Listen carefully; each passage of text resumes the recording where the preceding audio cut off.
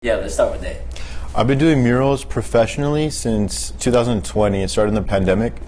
I had to get a new job when I lost my job as a restaurant server, and I've always been good at art, and I've been good at spray painting since high school. So 2020 is when I really started my career as a muralist.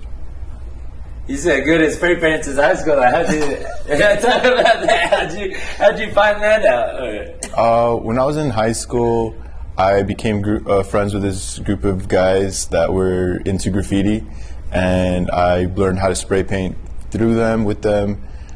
We had a falling out, but I'm grateful for all the lessons and experience that I got with them, and I kept up with it. I never put the cans down, and now I'm able to paint like this just by the dedication to the craft.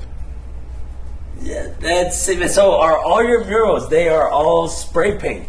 Not always. Okay. I specialize in highly detailed spray paint, but sometimes I'm providing a service. So if they need it to be brush paint, acrylic, anything like that, I can do that. I'm also classically trained in art from UTEP, so I can oil paint, but it's not as cool as spray paint. So that's why I focus on spray paint. That's my thing. That's what I'm really good at, and that's what people want. Okay, so was that your degree at UTEP? Was it art or? When I was at UTEP, I started out as biology. Then from there, I went to nursing. Then from there, I switched to art with a focus on painting. And I dropped out before I actually got a degree, but I did study there for a while. Okay, so you did study art there. Okay, that's interesting. That's cool. Okay, but you said you never put the can down. So while you were a restaurant server, you were still just on the side, just kind of spray painting, just for fun, like as a hobby? Yeah, I was consistently spray painting even as a server. I would still meet up on the weekends with some friends and find a place to paint, and I kept developing my style. So I've been consistently spray painting since I was 16, which is half of my life already. So I've been painting exactly half of my life. Okay, was that your beginnings with art, or did you, growing up as a kid, even before 16, were you somewhat into art? Was that really kind of your first time around high school, like really getting into it? I think what got me into art was Dragon Ball Z. I was always obsessed with Dragon Ball Z as a child. I'd be drawing Goku on all of my homework, on all of my planners, on everything. So Dragon Ball Z got me into art, and I was really good at it. People liked my Dragon Ball Z drawings. Eventually I started drawing my own stuff, but I'd say I noticed right away as a little kid that I could draw Goku spot on. So. Okay, so that was the start. Like, yeah.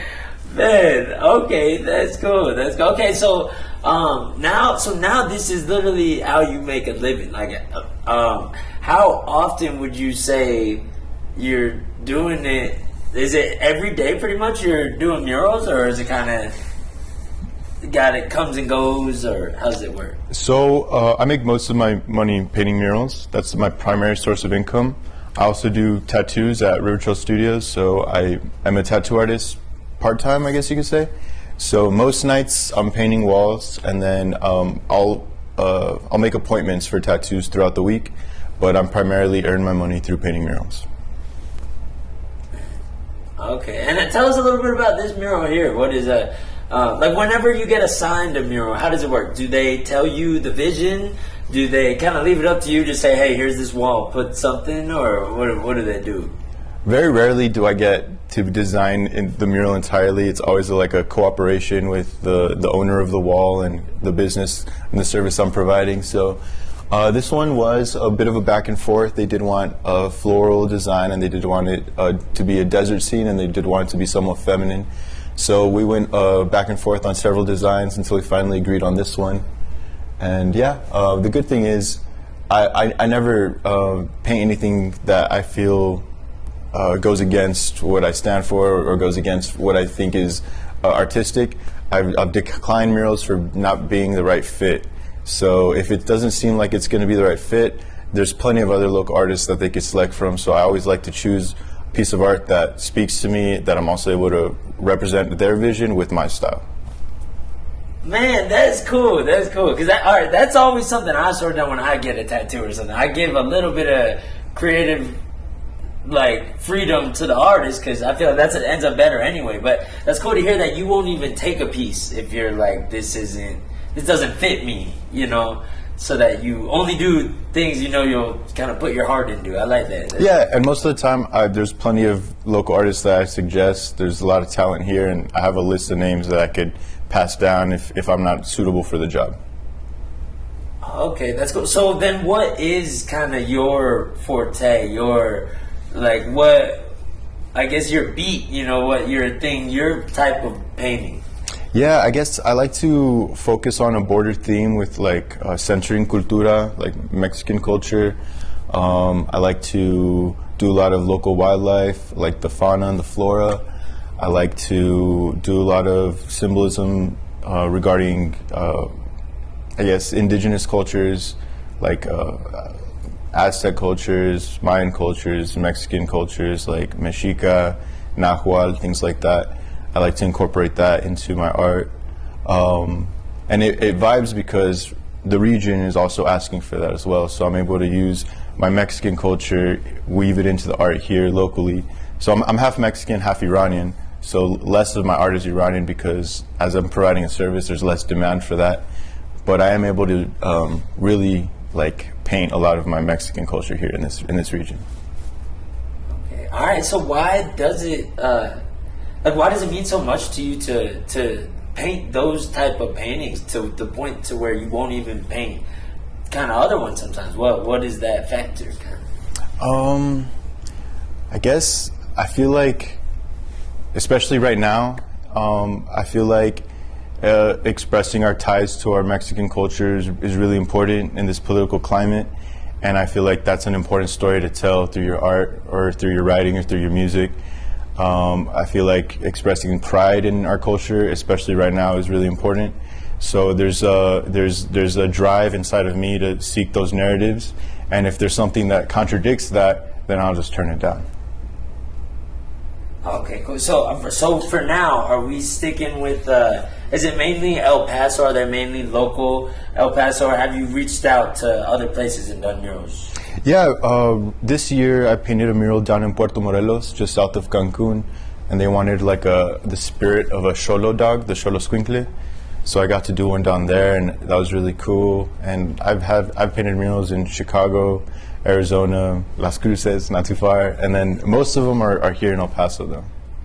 Awesome. Well, if you could, maybe it might be hard. I don't know. For me, these types of things are tough. But do you have a top 3, maybe? Top 3 murals? Yeah, I think I do. Okay. I do. Yeah. So my top 3, I painted this middle school in Juarez called Secundaria Técnica 15, and their mascot is a dragon. So I painted a beautiful dragon for them, and that's still my top 1.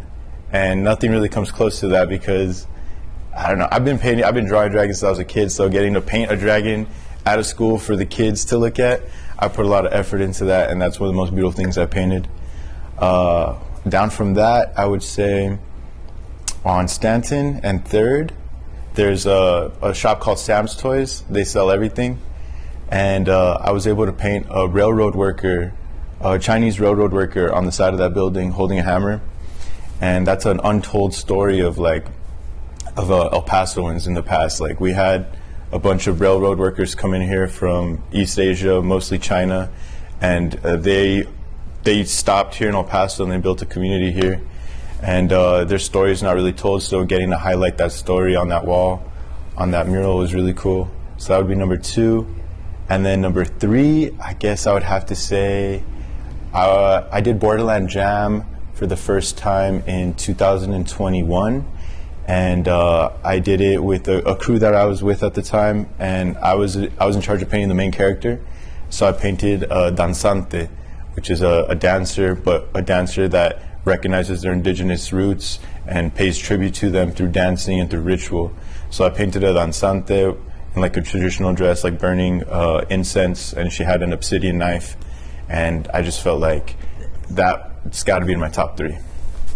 Yeah, no, that's a dope one with the obsidian knife and everything too. Like that Yeah. doesn't get more. Yeah, Yeah, it was really cool. yeah, man, that's sick. And then that 1 and 2, you said you started with Dragon Ball Z. Yeah. So then you're right. You got to paint it for all the kids to look at. There's probably kids looking at it like right now. You know, like Yeah, oh, that I hope dragon's so. sick. You I know? hope so. It's one of my favorite things I painted, so that one's gonna stick with me for a while, I'm sure. Yeah. Okay. Cool. Well, that was. Well, you got anything you wanna? What you thinking, Sergio? I mean, I guess, does your background, when you said you studied oil paintings, is that something you specialize? Does it help you? Is that I can see a lot of it looks like an oil painting basically, but you're basically oil painting with like spray paints. Is that kind of like your, I guess for this, but like in general, like, is that sort of like helped you like in your style? Like, Yeah. yeah. So I'm really proud of the art education I did get at UTEP. And I did absorb a lot of those lessons when it came to painting, source of light, perspective, contrast, making colors, what kind of colors go good together. So yeah, I did absorb all of that education at UTEP, and I do use it in my day-to-day practice as a spray paint muralist. And just, in general, like I guess for me it would be a dream to get paid to do something that I love, especially, I don't know if it seems like you have a passion for this stuff, like how does it feel to just, know that that's something that you get to do and and then actually get to make a living out of it. So, let me see. Let me start that right. I don't want to sound ungrateful. You know what I mean? No, I get you. There are days when I'm painting a mural and I'm so tired and my back hurts and I just want to stay home with my wife and my dogs, and I don't want to go out and paint. But then there's days where I just finish a good session and I step back and I look at the wall and I'm like, okay, you're where you belong. This is what you're supposed to be doing. So it's a mix of that. It's a mix of, oh, am I getting paid what I need to get paid? Is it worth it? Is this gonna be a lasting career? And then there's like no, you're doing what you're supposed to be doing. Clearly, you love what you do. People love what you do, and it looks good. So. And did you ever think like when you were in high school, starting to get into the spray painting stuff, did you ever think that in the future you'd be, people would want your art, in places not just here, but across the country and even other countries? Did you ever think you would get to that point? Or? I did have a dream since I was young about being an artist, and I didn't realize the consistency and the effort and all the steps that it took. So I guess I was discouraged at a young age, and I kind of went into other fields, and I kind of found myself back at doing art. But there was a hiatus that I took for a while where I was not sure if it was going to be doable with the finances and everything. But I think the consistency and the effort and the dedication, it just paid off at the end. And then, my last one is just, if someone wants to, kind of follow in your footsteps, what would you be like your biggest piece of advice, or if you have multiple pieces of advice, what would be the biggest one?